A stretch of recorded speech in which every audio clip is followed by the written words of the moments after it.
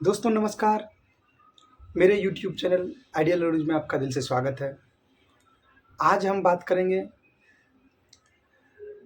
वैसे बात तो कर रहे हैं कहीं ना कहीं BDSC एनएम 10,709 पोस्ट के बारे में ही, लेकिन इसी को हम लोकसभा चुनाव से भी तुलना करेंगे थोड़ा थोड़ा। कुछ लोग हवा में तीर चलाते हैं और बड़ी बड़ी बातें करते हैं। बस इसी मुद्दे पे हम बात करेंगे। चलिए समय को नहीं गंवाते हैं, काम की बात करते हैं।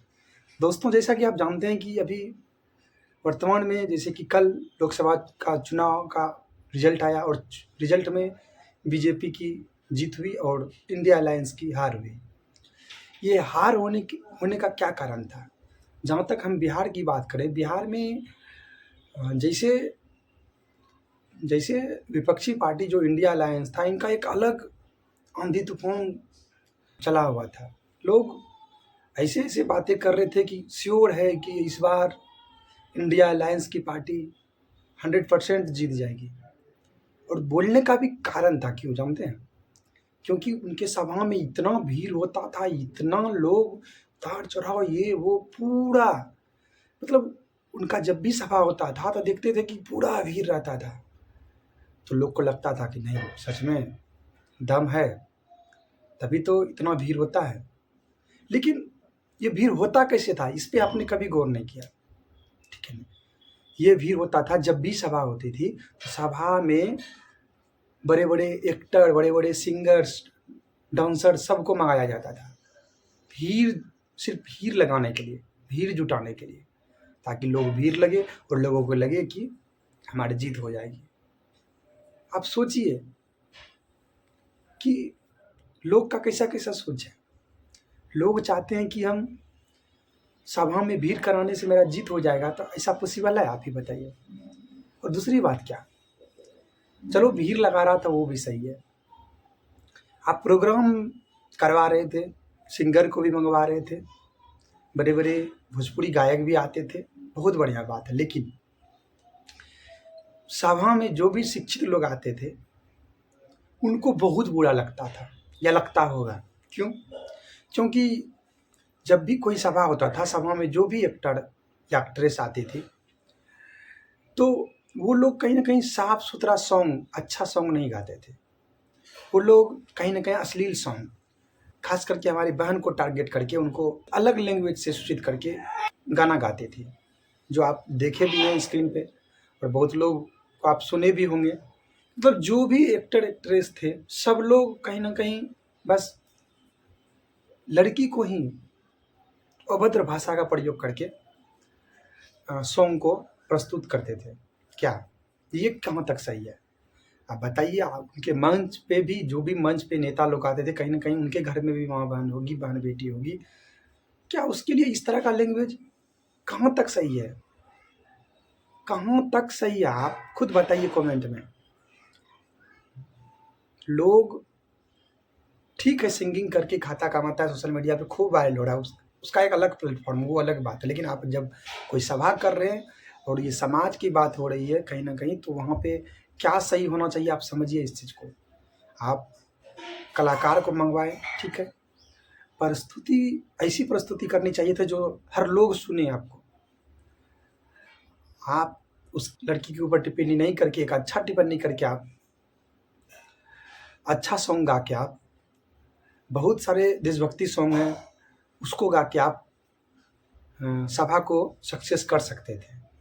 पर ये क्या, आप जब भी सभा हुआ आप लोकल सिंगर को ही मंगाएं, कोई बात नहीं है, लेकिन आपका लोकल सिंगर ही आके पता नहीं कितना अभद्र सब सॉन्ग, कितना अश्लील सॉन्ग सब गाया है, ये आप खुद समझ सकते हैं। और आप ये भीड़ लगाने के लिए जो ये सब कर रहे थे, ये कतई सही नहीं लग रहा था। आप भी समझिए इस चीज़ को। और अगले को भी पता था इस चीज़ को, आपके विपक्षी को, मतलब आप जिनकी जीत हुई उनको भी पता था कि ये स्टेज शो और सॉन्ग करने से जीत पॉसिबल नहीं है। अगर उनको लगता कि नहीं, अगर हम इस तरह से प्रोग्राम करवाने से अगर हमारी जीत हो जाएगी, तो वो बड़े बड़े कलाकार को भी अपने शो में मंगवा सकते थे, लेकिन ऐसा नहीं किए। देखिए बात है, जब कोई सभा होता है तो सभा में सिर्फ और सिर्फ अच्छे लोगों को मंगाया जाता है और अच्छे अच्छे भाषण का प्रस्तुत किया जाता है। इसमें ये भी होता है कि एक पार्टी दूसरी पार्टी के ऊपर गलत गलत आरोप भी लगाते हैं, ये भी चलेगा, ठीक है। लेकिन आप ये जो कहीं ना कहीं हार का कारण है, ये भी कारण है कि आप अश्लील समाज के बीच परोस रहे थे और उसमें बड़े बड़े नेता भी आपके सामने में, नेता के सामने में इस तरह का अगर अश्लील परोसा जाए तो लोग को बुरा लगेगा। ये हमारा समाज है, समझे। और दूसरी बात, लोगों को भी लगता होगा कि कहीं ना कहीं ये जब अब भी स्टेज पे अश्लील फैला रहा है समाज में, तो इनकी सरकार अगर आ जाएगी तो ये क्या करेंगे। ये जितने भी सिंगर हैं ये लोग तो और अश्लील परोसने लगेंगे समाज में, तो फिर हमारी बहन बेटी का क्या होगा।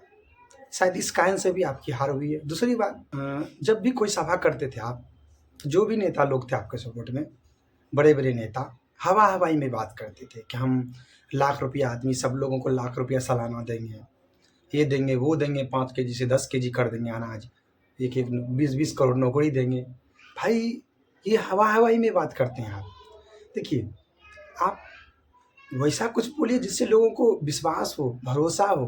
तब भारत में आप कितनों को पैसा देंगे, कहाँ से लाएंगे पैसा, ये भी तो सोचिए। ये भी सोचने वाली बात है। तो लोग कैसे विश्वास करेंगे कि आप 1-1 लाख रुपया हर आदमी को दे सकते हैं। 150 करोड़ हम लोग के देश की आबादी है, कभी संभव ही नहीं है कि आप 1-1 लाख रुपया दे सकते हैं। तो ये आप कहीं ना कहीं हवा हवाई में बात की। दूसरी बात, जॉब देने की बात, तो 20 करोड़ रोजगार भी कहाँ से देंगे आप जितनी भी सरकारी ऑफिस है सब में कहीं ना कहीं कितना सीट खाली होगा, खूब भी करना करेंगे, ज़्यादा से ज़्यादा 1-2 करोड़ बहुत हो गया। आप 20-20 करोड़ का मुद्दा लेके चले थे। देखिए, बात ठीक है, आप बेरोजगारी की बात किए और कहीं ना कहीं जॉब की बात की, ये बहुत अच्छी बात, लेकिन ऐसा बात कीजिए जिससे सामने वाले को बिलीव हो, भरोसा हो कि नहीं कि आप जो बोले, आप जो लोगों के साथ वादा किए हैं उस वादा पे खरे उतरेंगे, ऐसा लगेगा लोगों को जब आप सही बात करेंगे तो।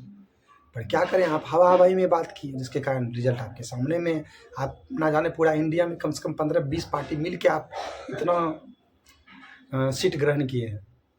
खैर छोड़िए ये सब मुद्दे, ये सब मेरा मुद्दा नहीं था। मुद्दा ये था कि जब BTSC ANM 10 जब 709 में कुछ लोग भी इस तरह से हरकत कर रहे हैं, हवा हवाई में बात कर रहे हैं, तो क्या लगता है हवा हवाई में बात करने से आपकी जीत हो जाएगी? नहीं होगी। जो प्रॉपर मुद्दा है, जो सही है, जो सत्य है, उस पर टिकिए आप। अगर सही रहेगा तो आपका जीत हो जाएगा। दूसरी बात, अगर आप सही से आप साक्ष्य भी प्रस्तुत नहीं करेंगे, बार बार साक्ष्य की बात करते हैं, अगर आप सुप्रीम कोर्ट में सही से साक्ष्य नहीं भी प्राप्त करेंगे और सही रहेगा तो बिना साक्ष्य का भी सुप्रीम कोर्ट के जज को लगेगा कि नहीं गलत हुआ है, तो वो आपके पक्ष में जीत दे देंगे, आपके पक्ष में फैसला सुना देंगे। पर आप लोग नहीं समझ रहे हैं इस चीज़ को। अभी जो कल लोकसभा का रिजल्ट जारी हुआ, इससे भी आपको बहुत कुछ सीखने को मिलता है, आप सीखिए। ठीक है, लोग हवा हवाई में बात करते हैं, इससे नहीं कुछ होता है। हवा हवाई में बात करने से लोगों को लगता है कि सिर्फ भीड़ इकट्ठा हो रहा है, सिर्फ लोग आपको सपोर्ट कर रहे हैं मुंह से, बाकी अंदर से नहीं कर रहे हैं। ऊपर से लग रहा है कि आपके साथ आदमी है, भीड़ है पूरा, तो आपको सपोर्ट कर रहे हैं, लेकिन अंदर से कुछ ऐसा नहीं है, आपका कोई सपोर्ट नहीं है। समझिए इस चीज़ को। बार बार भड़कने से कोई फायदा नहीं है। ये जो मीटिंग करके आप भीड़ जमा कर रहे हैं, भीड़ से भी आपको कोई फायदा नहीं होने वाला। आप इस चीज़ को नहीं समझ रहे हैं, नहीं समझिएगा तो यही लोकसभा वाला हाल होगा, आपका जमानत बचने वाला नहीं है। और ऐसा हाल होगा, आप जितना पैसा ले रहे हैं लोगों को बार बार, तो कहीं होगा कि लोग आपको ढूंढ के, आपको खोज के घर से निकालेंगे और आपसे वो पैसा असूला जाएगा, जो पैसा आप अभी चंदे के रूप में लोगों से ले रहे हैं। इसलिए प्लीज़ रिक्वेस्ट है कि आप कायदे में रहिए, हवा में मत बात कीजिए, हवा में तीर मत चलाइए, जहाँ जो सही है उस पर टिके रहिए। आपका जीत होना होगा तो निश्चित होगा, नहीं होगा तो आप और आपका जो भी सपोर्टर है वो भी कुछ नहीं कर पाएगा और हम भी कुछ नहीं कर पाएंगे। ठीक है, जो सच होगा उसका जीत निश्चित है, चाहे कितना भी आप पैसा उगाही कर लीजिए। बस इसी के साथ हम अपनी बातों को विराम देता हूँ। धन्यवाद।